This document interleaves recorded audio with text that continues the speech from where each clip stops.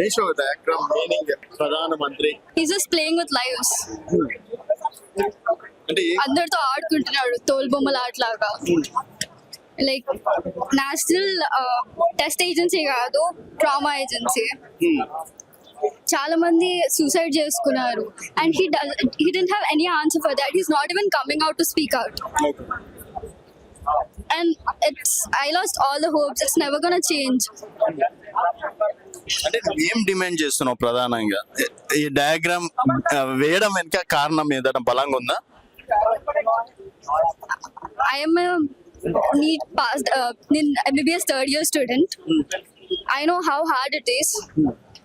ఇలా అంత పెద్ద ఎగ్జామ్ లో ఇంత అన్ని మిస్టేక్స్ చేయడం, it's not okay, it's not right. The system should change. I demand a change. So నీ డిమాండ్ ఓన్లీ నీట్ కి సంబంధించిందేనా ఇది? వేరే విషయాలు కూడా Not really.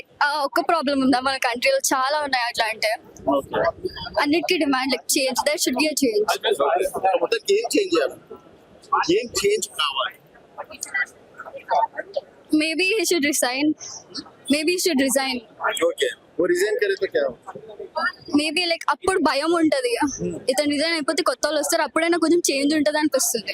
Okay, PM resign చేయాలా, ఎడ్యుకేషన్ మినిస్టర్ రిజైన్ చేయాలా? ఇతను చెప్తేనే కదా ఇతను కూడా పాటించేది. సో వీళ్ళిద్దరు రిజైన్ చేయాలా? ఎస్.